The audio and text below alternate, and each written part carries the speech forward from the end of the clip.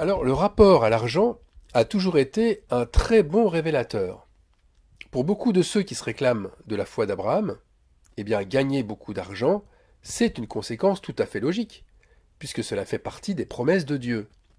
Le problème, puisqu'il y a un problème quand même, c'est pas que ce qu'ils pensent soit faux. Le psaume 10, verset 22 reste toujours aussi vrai. C'est la bénédiction de l'Éternel qui enrichit, et il ne la fait suivre d'aucun chagrin. Le problème, c'est d'avoir toujours devant soi cet appât du gain. Viens à Dieu, et il engorgera tes greniers. Viens à Dieu, il fera déborder tes livrets d'épargne. Tu prospéreras dans ton travail.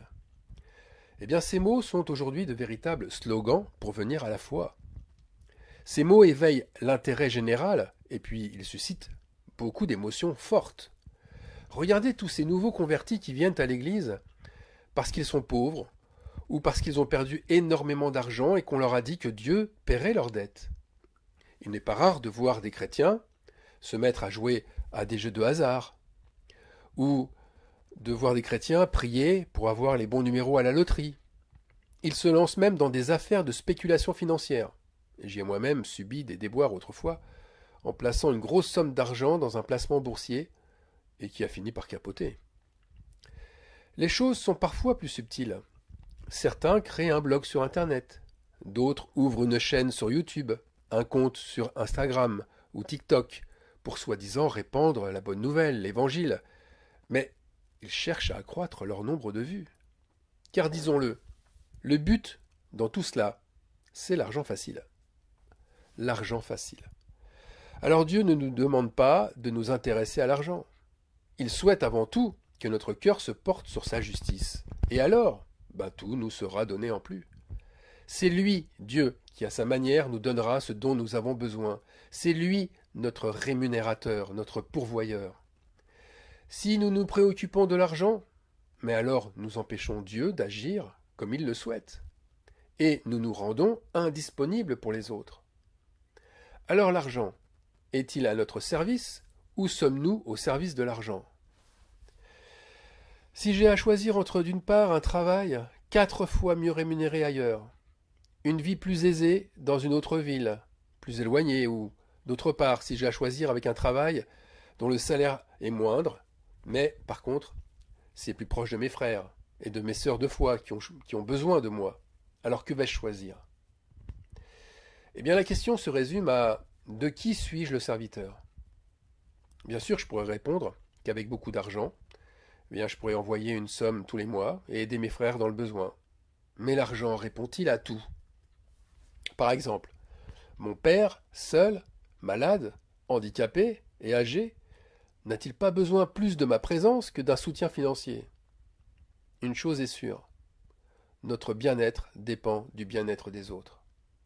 Si nous pensons que Dieu veut nous donner un état de confort supérieur, qu'il veut nous donner des servantes et des servants, une vie oisive où les biens et la nourriture coulent à flot, ce rêve ne provient pas de lui. Vous savez, quand un peuple se retrouve dans la joie et qu'il loue le Seigneur par des chants, des cantiques nouveaux, c'est parce qu'il se réveille d'un cauchemar, parce que le salut est venu frapper à sa porte. Alors oui, lorsqu'un frère qui n'avait pas de travail en trouva un subitement, ou lorsqu'une famille qui avait perdu sa maison en retrouve une quelque temps après, ces prodiges viennent de Dieu, oui. Et chanter Alléluia, gloire au Seigneur, est entièrement justifié. Pensez toutefois, si nous obtenions tout par nos prières, sans que la douleur ou la sueur coule de notre front, serions-nous toujours aussi zélés pour pratiquer la justice de Dieu? Le Dieu karma, ce Dieu presse-bouton de la bénédiction, mais il n'existe pas, et heureusement pour nous. Nos combats de chaque jour, ils nous maintiennent dans une position de foi, et ils maintiennent nos sens en éveil. Cela évite de nous endormir et de devenir insensibles à la cause de notre prochain. Ce n'est pas parce que Dieu nous libère de nos oppresseurs, c'est-à-dire des effets d'une tempête ou d'une mer agitée, que Dieu nous place dans un globe de cristal pour nous rendre intouchables. L'ennemi, l'adversaire, Satan, nous envoie des flèches, et nous devons toujours être dans un état d'âme qui plaise à Dieu pour que ces flèches ne nous touchent pas. Proverbe chapitre 28, verset 20, nous donne un juste aperçu de l'argent qui est reçu de Dieu. Un homme fidèle, fidèle, est comblé de bénédictions.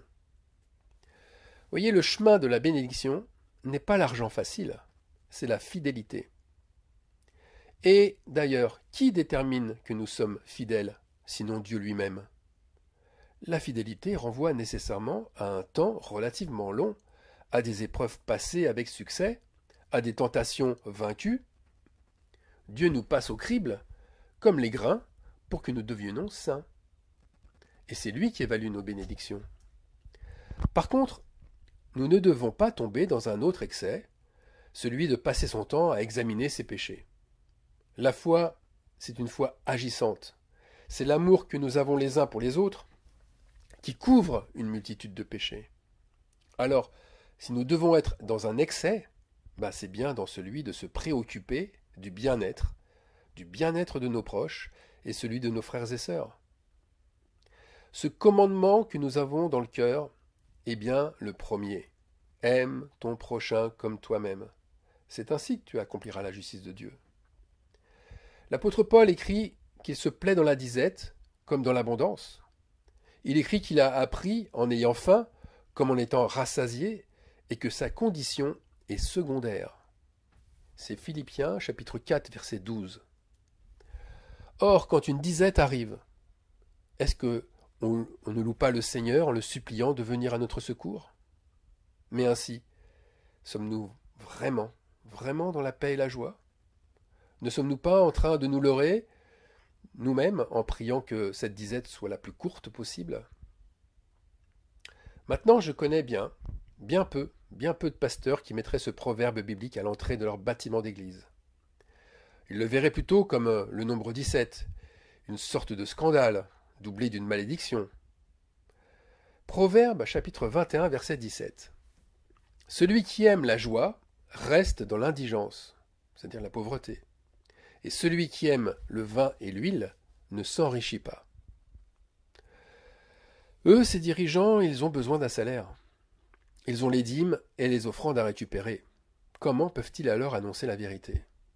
Ils liront ce passage avec leur interprétation pour que cela nuise pas à leurs intérêts financiers. Ils aiment le vin et l'huile, ils aiment la révélation et la parole de Dieu. Mais n'aiment-ils pas, par-dessus tout, l'enrichissement? Alors ce proverbe du chapitre 21 et verset 1, est-ce que c'est un nouveau commandement? Est-il interdit de s'enrichir? Et devons-nous aimer la pauvreté? Évidemment non. Faire vœu de pauvreté n'est pas une loi biblique. Pourtant, il est clair qu'ici, ce n'est pas à l'homme ou à la femme de faire un pas vers l'enrichissement. Mais c'est bien à Dieu de le faire. Et aimer se réjouir tout en restant dans l'indigence, ça fait vraiment opposition à la convoitise. La convoitise fait perdre sa joie en cherchant à s'enrichir. D'ailleurs, ceux qui critiquent sans cesse, qui critiquent les riches, les gens riches ou ceux qui ont de l'argent dans l'assemblée, ont-ils toujours de la joie? Leur cœur n'est-il pas plutôt chargé d'amertume? Ne ressentent-ils pas de l'humiliation face à l'injustice du sort? Je reviens sur le verset du départ. C'est la bénédiction de l'Éternel qui enrichit, et il ne la fait suivre d'aucun chagrin. Alors pourquoi, en relisant ce verset, la bénédiction qui tombe sur les uns, ou l'absence de bénédiction aussi que n'ont pas les autres, est suivie d'un chagrin? Pourquoi les uns éprouvent-ils de la jalousie et les autres de la tristesse? La question que tous devraient se poser, c'est la suivante. Est-ce vraiment la bénédiction de Dieu qui est venue enrichir? Ou bien celle de l'homme, de Mammon? N'est-ce pas le désir de posséder et d'accroître ces biens qui a poussé les uns à s'enrichir et aux autres, jaloux, à y voir de la malhonnêteté? Quelle que soit la personne, le désir de s'enrichir pousse à sa propre perte. Proverbe 28, verset 22. Un homme envieux a hâte de s'enrichir, et il ne sait pas que la disette viendra sur lui. Quelle prophétie! Nous devons prévenir nos frères et sœurs que critiquer ceux qui ont de l'argent, comme d'ailleurs mettre du zèle à en avoir, ça aboutit au même résultat, à l'effet contraire, la disette. Si un frère reçoit des dons, mais pourquoi le jalouser? Réjouissons-nous, au contraire, réjouissons-nous plutôt de le voir dans une meilleure situation qu'avant. L'amour n'est pas envieux, il ne cherche pas son intérêt, il ne soupçonne pas le mal, il ne se réjouit pas de l'injustice. Ce verset étant connu de 1 Corinthiens 13, ça signifie que soupçonner le mal, chercher son intérêt, ça nous attire la disette. Et pas seulement elle, mais tout son lot d'épreuves qui va avec, la tristesse, l'amertume, le découragement, et pour finir, la haine. Quand le roi David bénit l'assemblée, il loue Dieu en lui disant « C'est de toi que viennent la richesse et la gloire. » Il parle à Dieu. C'est toi qui domines sur tout. C'est dans ta main que sont la force et la puissance. Et c'est ta main qui a le pouvoir d'agrandir et d'affermir toutes choses. Et David répète à nouveau, comme s'il insistait pour que cela soit bien compris de tous, et pas seulement par son fils Salomon qui allait lui succéder. Et voilà ce qu'il dit au verset 16. Là on a lu 1 Chronique 29-12, et maintenant on lit le verset 16. Éternel, notre Dieu, c'est de ta main que viennent toutes ces richesses que nous avons préparées pour te bâtir une maison à toi, à ton saint nom, et c'est à toi que tout appartient. Alors voilà, bien que ce que dit David soit très clair, l'homme a un cœur tellement tortueux qu'il associe automatiquement la richesse provenant de Dieu à son zèle pour s'enrichir. Dès qu'il fait une affaire d'argent, il attribue cela à Dieu, alors que c'est lui seul qui s'est empressé de forcer le destin. Ne soyons pas hypocrites et examinons si la bénédiction financière est venue à partir d'une de nos stratégies ou bien si cette bénédiction est arrivée sans que nous l'ayons préméditée. Vouloir l'argent facile, c'est se moquer de Dieu. Cela revient à jouer une mauvaise comédie, où le croyant montre aux autres que sa fidélité est louée par Dieu, qu'elle est juste une récompense divine, alors que derrière ce masque se cache le seul désir de vouloir briller par soi-même. Nous devons dire, sans avoir à rougir, que le Tout-Puissant est notre or, notre argent et notre richesse, parce que nous n'avons pas cherché à nous enrichir.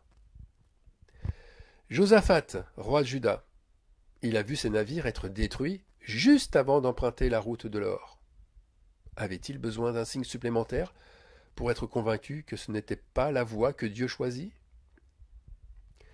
La richesse est une couronne pour les sages. C'est ce que nous dit un proverbe biblique. Et Josaphat a-t-il choisi de rechercher de l'or pour accroître sa richesse? Pour accroître, bien sûr, sa richesse, mais sa sagesse aux yeux de son peuple? Car la question restera indéfiniment tournée vers nous-mêmes. Que cherchons-nous réellement? À avoir plus d'amis? Par nos richesses? À nous glorifier de notre état? Ou à attirer le regard? On peut aimer l'argent, c'est vrai, on peut aimer l'argent sans en avoir, simplement par le fait de le convoiter, simplement par le fait d'être jaloux de ceux qui en ont, ou de le détester chez les autres, ou encore de se l'interdire pour soi. Tous ces cas, c'est aimer l'argent sans en avoir. Et toutes ces réactions sont des pièges à tentation qui, comme le dit Paul, plongent les hommes dans le malheur et dans la perdition. Alors veillons sur nos réactions comme sur nos envies, elles témoignent beaucoup de ce que nous sommes réellement. Puis, et si cela est nécessaire, mais convertissons nos cœurs et brisons nos idoles. Je vous demanderai encore une chose. Mettez pendant quelque temps ce verset dans un endroit visible, comme à la porte d'entrée de votre maison, et prenez parti dans vos discussions pour rappeler l'intention de ce commandement. Proverbe, chapitre 21, verset 17.